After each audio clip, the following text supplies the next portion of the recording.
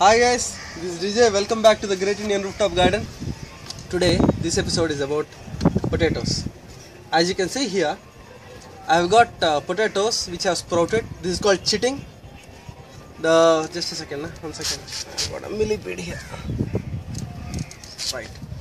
This is called chitting. When a potato puts out sprouts, it's called chitting. The potato has chitted, and after it has chitted, what I have done is I have taken the potato and cut it into pieces with a few chits, with a few saplings, plantlings on it, sprouts on it.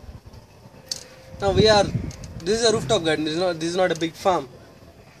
I personally prefer to put an entire potato, to plant an entire potato. However, I don't have enough potatoes now that have chitted, so I have cut it.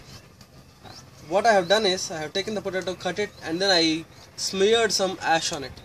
This is wood ash, just from your wood stove, or if you are in India, maybe from your fire ritual. This is from a yajna that we performed. This ash came from that. So just smear it all over this, and I'm going to plant this in the container in such a way that the plantlings are facing up towards the sky. On a large scale farm, yeah, probably cutting your potatoes into smaller bits like this will save you a lot of money in seed. But on a rooftop it really doesn't matter, and in my experience, if I put a whole potato, the yield has been more in some cases that I have read, and the germination rate and success rate is also more if you put a whole potato in. That's what some people say. Some people say it doesn't matter. Either way, if you want to cut it into pieces and put it in the ground, what you do is take a potato, cut it in such a way that the eyes, these are called the eyes, the chits, are not cut, and then smear some ash in it and put it in the basket and it will come. That's essentially what I want to show you in this video. That said, there have been a few very good questions for the past couple of videos. RajRajChol, one of my YouTube followers, friends, talked about how he lost an entire cucumber plant that grew for 2 months, and it got a bacterial wilt and it died.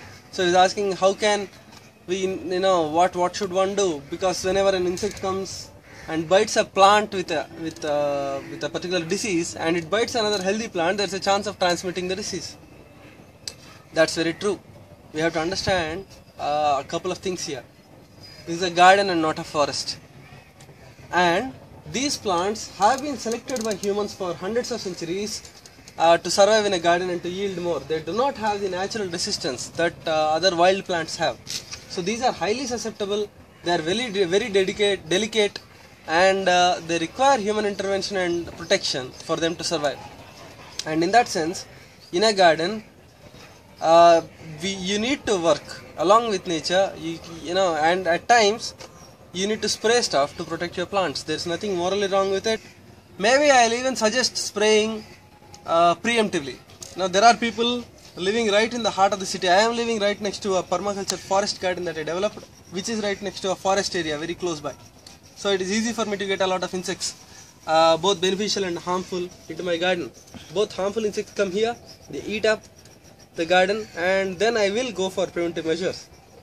Many people live in the heart of the city, and there might not be enough beneficial insects around to get attracted to the plants that you put. In those cases, it is better to go and, when you don't have beneficial insects doing your work, you have to do their work to protect your garden. So in my last video I was saying I do not spray, and I was suggesting that consider spraying as a last option. I mean, you look at various things, you say, okay, I have this plant, how can I make it the most healthy? Maybe can I cover my most valuable plant with shade net, etc. You look at all those things. Maybe you can just wash off with water. You get aphids, you wash off with water. Things like that. You can do a lot of things. You can put sticky traps for various insects. You can put pheromone traps. There are lots of such ways whereby you can only target particular types of insects that are attacking your garden. Consider all those things, and if necessary, do spray organic stuff, that too mildly if it is necessary. But don't rush for it. Just because there's a disease there, just don't rush in and spray. Maybe you can just take off that one leaf, maybe you can take off that one plant, or maybe you can let it get the disease so that it's more of a trap plant for others, things like that. I have got the so-called weeds all over my garden. This is a weed amaranth in my dill bed. You can see that all behind me. It's my garden is like that, and they keep on getting diseases. They keep on getting beneficial insects, and I have already worked very hard in my forest gardens, very hard in terms of thinking, not actual physical work, to start getting beneficial insects. You know, the first year in my permaculture forest garden, the whole thing got decimated to the ground. Even a whole papaya tree was eaten up by caterpillars completely. But now it has balanced out, and for the last 2 years, 1.5 years, I haven't even watered it, and it's surviving beautifully. Now I have that bank, which is helping my rooftop garden out. I have got fireflies here. I have got lots of bugs whose names I don't know. I have got plants that I can't recognize, and that's the way I like it, because you know, you can see in that bed there is okra coming through, portulaca and amaranth. There's an okra plant in the middle. Like that, it's you know, my okra plant is doing fine. So why would I go ahead and weed it, or why would I go ahead and spray if some other plant is getting affected? It's more of a strategic decision. It's not a judgment thing.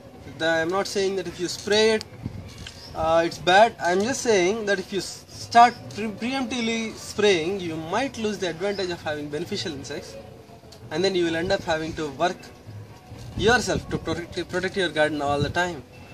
That's all I was saying. In this series, as we go ahead, you will see that I will get a lot more problems. You know, it's not just aphids. For aphids, I got beneficial insects and it got balanced. Sometimes I might not. I might have to go for manually removing plants. I might have to go for a particular spray for particular plants. There are these rare varieties of seeds that I want to save, and maybe I want to protect that one particular plant.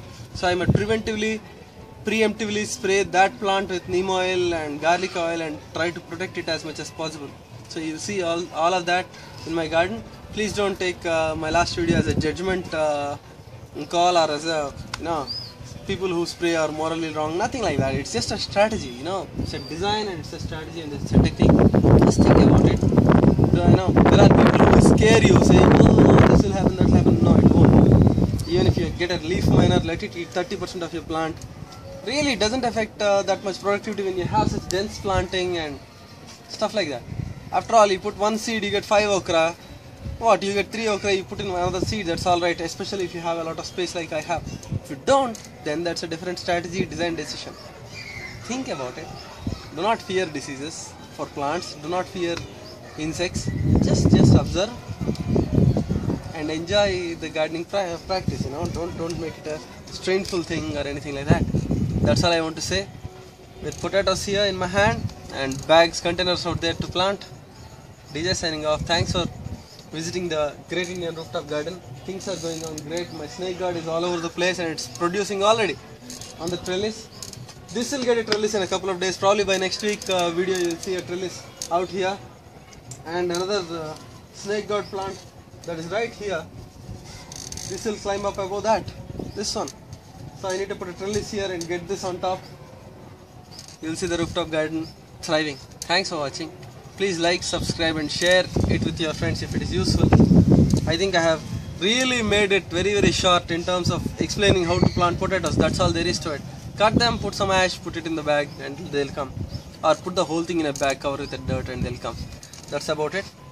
Thanks for watching. DJ signing off.